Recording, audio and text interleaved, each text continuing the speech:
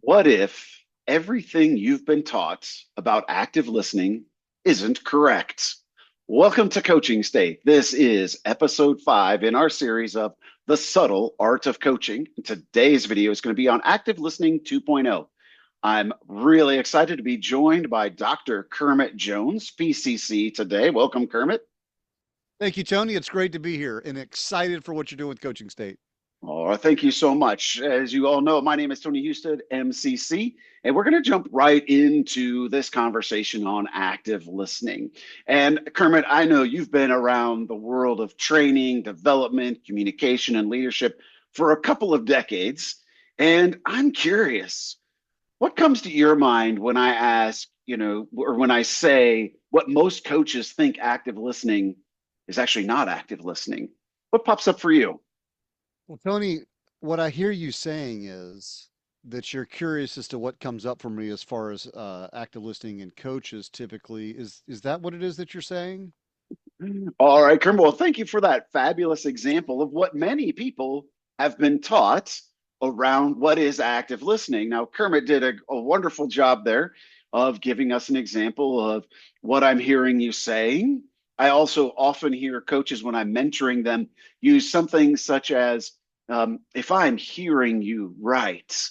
And then they repeat back everything that has just been said.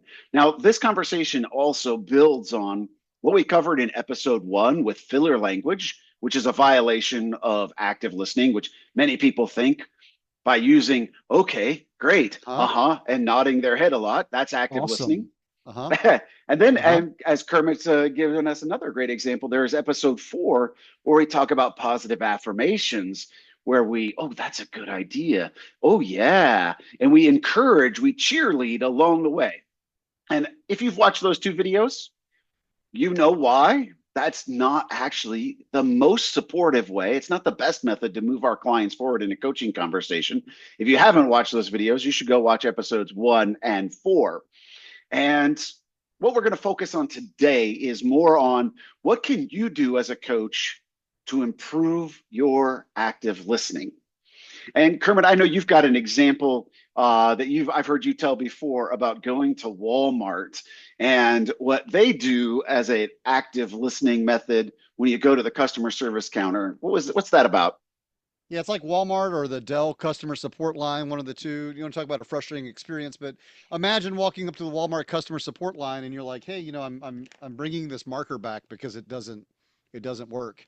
And the Walmart person says, "Oh, so what I hear you saying is you're bringing the marker back because it doesn't work. Am I hearing you correctly?" And you're like, "Well, yeah, like that's what I just said." Like them repeating back what you say to them doesn't actually demonstrate understanding in any way, shape, or form. If anything, it just frustrates the heck out of me because I want them to say, "Oh, what can I do with the broken marker? Like how can I make it right?" Like continue the conversation forward, not just repeat back my words. And it's unbelievably frustrating for people, and yet we see coaches do it all the time. There's some schools of thought. There's some schools of coaching even that they teach that as part of the active listening like component to make sure you understand and paraphrase what the person's saying back. And really, it adds nothing to the conversation. It wastes time. Well, Yeah. Kermit, it does waste a lot of time, and that's actually one of the points I really want to make here. Is when we use this method of air quotes active listening, what we're really doing is expanding everything. We're taking twice as long to do everything that we need to do. Because if you tell me, hey, I want to return this marker and get store credit, and I go, so, sir, if I'm hearing you right, you'd like to return the marker and get store credit. Is that right? We've doubled the length because I've just repeated back. So every sentence has to be said twice. And it goes back to what we talked about in episodes 1 and 4. It's like putting up a stop sign, so the client has to listen and go, yeah, that's what I want to do. And now I, as the coach, I need to carry that conversation forward. But it's like, oh, come up to a speed bump, get over the speed bump. Okay, now we're coaching. Oh, speed bump. And so if the coach is putting these in, you're doubling the time and you're causing the client's flow to break. Yeah, it's like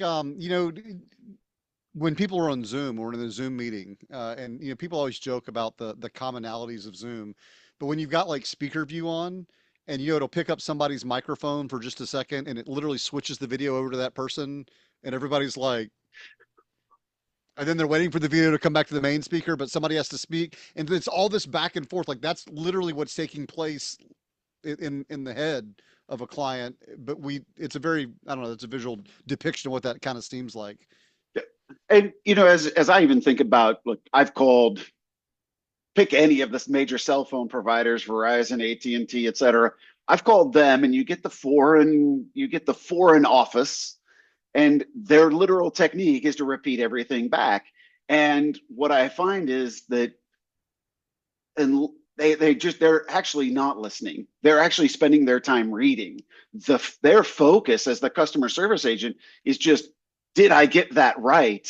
They're not actually looking at a bigger challenge. Like I call and say, hey, my internet's not working.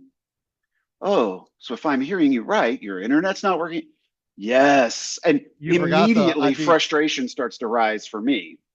you forgot the I'll be very happy to help you with that today as we work to get like I mean and like and what and the thing is, if you've ever worked with those with a call center customer service rep, they're literally stalling.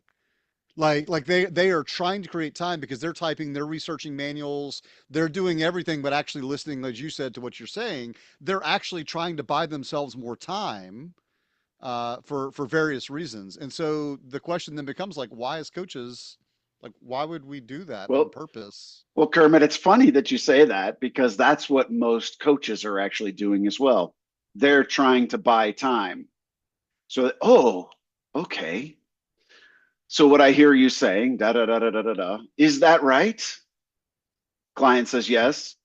So, coaching I can hear question. your brain going. I can hear your brain going. What am I going to ask? What am I going to ask? And one of the keys that I do for this for clients, like when I'm listening to, I know you do mentor coaching, you listen to people's recordings, and sometimes they'll do that repeat back, and then they pause for like 2 or 3 seconds, and they ask a question that's an amazing question. But the problem is all of that talk back, all that repeat back, it's like a huge parachute. It just softens the landing of the question. If they would just like pause for the 5 seconds and just ask the question, it would tremendously have a greater impact on the client. That's I think probably the, aside from wasting time, it lessens the impact of powerful questions. Yeah, it allows the client to keep going with their train of thought and moving it forward, which is the whole key to coaching. I'm trying to get my clients thinking to continue to roll. I want them on the freeway, their thoughts are continuing to move. And if I'm constantly throwing up that stop sign. Now, we've been talking about what I would actually call more parroting. That's using back exactly the words that the client has used. Now, there's also, and this is one of the places where I wish we could massage a little bit the ICF core competencies. I know what the intention is behind it. At the same time, I think it sets a little bit of the wrong tone. And that's with paraphrasing. And that's saying it back, like we've just been talking about with the customer service agents. But instead of using the client's words, we use our own word. And I think this is a highly problematic method as well, because whatever word that my client uses, there's a reason they chose that word. And I am much bigger on the use of backtracking. So I'm going to pull one word, one phrase, one key portion of their thought, and I'm going to insert it into the next question. I'm going to carry it forward and continue that question flowing with the conversation so that we're always moving forward, never going, yeah, that's where we came from. Okay, where are we going? I can always keep it on the where are we going. And the origination of this, the power of this really for me came, I was going to university. I was a junior working on my business degree. And I took a 300 level, a junior level communications class. And this professor was super adamant that he had this HR technique that everybody needed to use. And we spent half the semester learning and practicing this method. And at the time, it frustrated me so bad. I could do it, absolutely. It's easy to do. but it was super frustrating. And I didn't understand it until years later when I learned coaching and realized the power of backtracking. So in this class, the method we were taught, we were given a piece of paper that was laid out in landscape and it had 8 columns in it. And each of the columns at the top was labeled a strong emotion: anger, happiness. I don't remember what all of them were. We'll just use a Happy, couple to mad, get sad, started. glad. Yeah. And what we would role play this, and I think the role play even made it worse. And so what we would do is 2 students would go up to the front of the room. They would put 2 chairs directly facing each other, which is not a good way for to be operating because that creates some type of angst. When you go face to face with somebody, that tends to create an adversity type of a setting. But beyond that, so the other student, I would be the HR rep, and the other student would say, "I'm angry at Bob." And I had to say back to them, I had to acknowledge what they said, but I couldn't use the emotion word. I couldn't use angry. So I would have to say something like, "So you're upset with John?" And then the other person, "Well, no, no, I'm not upset. I'm frustrated with John." "Oh, so you're annoyed at John." And this would go on. And by the way, there had to be at least 4 back and forths for it to count. And at the end, then finally the employee would go, "Yeah, that's what I'm feeling." Now, there was always this discomfort for me, as I mentioned. And I realized what it was later. It's that there's a presupposition here. There's something that's presupposed in this process. And the presupposition is that the client in coaching, or in this case, the employee, doesn't know what they're feeling. So if I'm constantly throwing back different words, they're constantly getting a different image in their mind. They're getting a different thought. It's going in a different way because they came and said they're angry. So for me as a coach using Backtrack, what are you angry about? Why are you angry at Joe? What did he do that caused you to be angry? Any of those. But I acknowledge that the person has said angry, and then also the person, in the setting. So I backtrack those pieces, but it keeps the conversation moving forward versus, "So you'd like to return the pen," and then stopping the conversation and then having to rebuild all of that momentum. And so go ahead, Kermit. I was gonna say the other benefit to that when you word it like that, from what I hear, what I hear you saying is correct, Tony. No, I'm joking. But the benefit there though is that I don't have to say, "Oh, tell me what that anger is." I don't even have to understand the emotion fully. I don't have to understand what they've said in order for me to backtrack it. But it still shows that I'm listening, and it lets the client take that interstate, uh, continue the momentum of where it is they're going. And I think that's one of the things that I love about backtracking. Yeah, and this professor did have he did say, and I remember this very specifically, he did say that, it's the opportunity for the other person to clarify how they're feeling. It was an emotional intelligence style exercise. And when I learned backtracking, I realized, oh, this is such a shorter path to do the same thing. Because if Kermit tells me he's angry and I go, "Oh, you're angry," if that's not the exact word, Kermit still has the chance. If I say, "Okay, well, Kermit, what are you angry about?" "Well, maybe it's not really angry. I'm more frustrated." It still gives him the mirror, it gives him the reflection to check in, but it doesn't change the word. It reminds me of a very simple exercise. And I've done this with classes for years in our level 1 and level 2. And I just tell everybody on this Zoom call, I'm like, "Okay, think of a dog. Now, in the chat window, type in what type of a dog." And everybody types, and I'm like, "Okay, everybody, 1, 2, 3, send." And everybody sends at the same time. And you know what? Every single time I've done it, everybody puts a different breed of dog. Every once in a while, you'll get the same breed. You'll get, but when I do, I got French Bulldog is in my head. Kermit, what comes to your mind when I say dog? Big dog. Big dog. Okay. See, and so I we've was got this. like, it's a whole different whole different taxonomy. Yeah, and Big, so small versus just by breed. saying, "Oh, so Kermit, so you'd like to get a dog," that doesn't really. So if I've heard you right, you said you want to get a dog. I still don't know if it's a big dog, little dog. But what kind of a dog? And then he can say, big dog. Oh, me as the coach, I've got French Bulldog in my brain. But what I've got in my brain isn't important. I need to find out where Kermit is going with it. And again, I give him the reflection. And if he comes back and he's like, well, not a dog, I want to get a pet, not necessarily a dog. I still give him that chance because I've given him the reflection. And I find that actually clients really like that, especially around strong emotions. I found a few times clients will use the word hate. And when I reflect that back, when I give that back to them in a backtrack, what do you hate about your boss? They often, oh, well, okay, so it's more of an Yeah. annoyance. They'll back off of it. They've used that word, but when it's reflected back and they have the opportunity to evaluate it, then they are able to adjust it. And I think that's what this HR class professor was trying to get at. But the exercise just was very hard to deal with. Now, Kermit, I know you've got a favorite quote that you often say about how will a client know that you're listening? What's that quote? Well, it came from a master certified coach that I know, It who must be said, good then. yeah, it must be good, but it basically says that someone will understand how well you're listening by the quality of backtrack that you provide.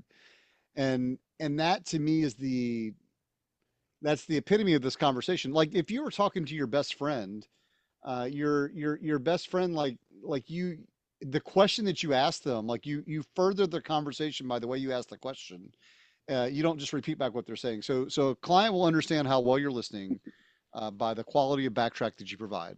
That was quoted by Tony Husted. I don't know, a couple of years ago, but I found it to be very true because when you ask a quality backtrack, when you incorporate their words, when you follow in the conversation, you're basically reflecting on the next step in the conversation, and they immediately like they feel heard. And if I did a recording feedback to somebody the other day. The coach spoke 49% of the conversation. That's a Yeah, little high. that's a little high. So I went back and I literally just took back all the parroting and literally that's what it was, is parroting. I just took back the parroting and just went straight to the question and it dropped down to 14%. And Mm. so the next time they came through, they started using backtracking and they would just incorporate the client's words and it was a complete game changer in the quality of coaching of what they did. And that's what this really comes back to is it increases the impact as a coach as far as what I can do for the client. So just doing really rough math there, you freed up about 30% more of that coach's time to ask actual forward moving questions for the client to respond rather than this sort of checking in. Did I get that right? Do I have it right? Which builds a whole different type of structure as well. If you as a coach, you're like, I need to make sure I understand the client and everything they're saying. If that mindset works into your coaching sessions are going to start to get really long because then the client's going to be like, okay, let me explain. I heard this the other day on a mentor session, and client was like, okay, well, I got to tell you the backstory so you really know what's going on so you can understand. And then But went into a 6 minute, let me stop six you right there. minutes yeah. Well, hey, Kermit, that's interesting because we also have a video. Episode 3 is about the power of interruption and how to get in there and get that stopped so the client doesn't spend 6 minutes of the session telling you a story about what's already happened. Because it doesn't matter. No, I was joking with the interruption thing. Uh, ooh, ooh, that, that's a great way to interrupt. Is that your Right? favorite? Is that your It makes favorite it sound interruption? exciting. Like, right? I learned that from a buddy of mine who's an MCC. Yeah. But the idea being, yeah, when we do this back, and I think the other thing though is that it doesn't necessarily have to shorten the session. Like, yeah, it creates time, or it saves time, but you can actually substitute silence for that extra time too. Like sometimes the clients, like my one of the exercises I do with coaches, sometimes coaches, one of the exercises I do with coaches sometimes is I tell them you can't speak for at least the count of five. So the client gets done talking and the coach has to wait 5 seconds before they can ask their question. And what happens is it lets them do the parroting to themselves if they need to. They ask a question, but that time is not only for the coach to think, it gives the client time to process what they've just said. A lot of times clients get done speaking. If you listen to coaches, they are so intent on parroting back that they jump at the opportunity to speak, and there's no space for the client, and we need to be providing space. That's another key thing here. So don't underestimate the Absolutely. power of silence. Maybe Now, another now, video. now, Kermit, there a lot of people are, well, the ICF core competencies say you should summarize and paraphrase. Well, I do believe there is a space for it, and especially with the summarizing. Summarizing is a great tool to use. Like we're on a Zoom call and suddenly Kermit's Zoom call drops and it takes him about 45 seconds to come back in. Great time for a summary. Kermit, we set out today's session to help you build your confidence for XYZ. We were looking at that picture of what you would look like giving that presentation. We stepped in, you felt it, you were describing what methods you would use, and that's where we got cut off. And I move into my next coaching question. That's a great place for a summary to catch us back up, or any type of an interruption. A cat jumps on Yep. Kermit's. I don't know if the cats are there today. Cat jumps on the keyboard and completely distracts him. My question was, and I summarized the Right. question back to bring my client back. I coach a lot of business people and often and leaders. So often I'm coaching them on their lunch hour, and even though their door is closed, somebody will walk in and they'll have to have a 30-second conversation with them. It's a great way to pick it back up and draw it forward. Again, paraphrasing, I'm not a big fan of using my own words. My own words are just going to get in the way. If I don't understand a specific word or the application of a word, maybe I might want to, as a coach, find out what my client means by it. But using an entirely different word that means sort of the same thing tends to not really get a lot of traction and carry things forward. And so I just encourage you, pull out that key phrase, pull out that emphasized word, pull out that one phrase and insert it into your next question. It allows your client's thinking to continue on the track and keep moving forward the entire time. Kermit, what do you have for us as we close Well, out here? actually, Tony, I was going to ask you, just given all of this, I mean, because this is Coaching State Your Show. What's the one thing? Like, if you had one thing from an active listening standpoint, if you could put forth to coaches to take away from this, what would that one thing be? Keep the conversation moving forward. Keep it moving forward by Yeah. not repeating everything back. The other case that you could use there for the paraphrasing summarizing is if you as the coach you really find yourself lost and you need to reorient, like you're distracted, use it once, twice in the max in a whole session. But the rest of the time, be backtracking. Keep those questions coming.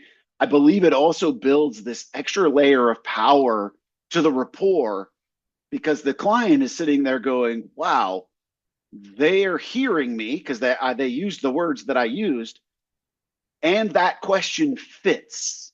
Because I, as a coach, have come up with the custom question that carries it forward. So they're going to be, it's like that old, the conversationalist conversation. Wow, all I do is go to a party and ask questions. And at the end, people are like, wow, Tony, he's a great Yeah. conversationalist. As a coach, if I'm continuing to move forward and I'm hitting those backtracks well, the client's going to relax in. It's going to free up their creative space to think, and they're going to be able to get more powerful outcomes with more. You're going to have time to ask more questions. So that would be my big takeaway that I would really encourage people to go out there and try. Yeah. I think the two things that I would say is one, backtracking. When you People will know the quality, will know how well you're listening by the quality of backtrack that you provide. That'd be the first one, or the quality of backtrack tells them how well you're listening. But I think the second one is that backtrack provides a reflection of the next step in the conversation. It's a reflection, but it's not looking to the past. It's a reflection moving forward, and that's one of the things that is the amazing distinction of coaching compared to other professions is that we're always looking to the future. We're taking it to the next step, and I think that's an amazing part of it. So.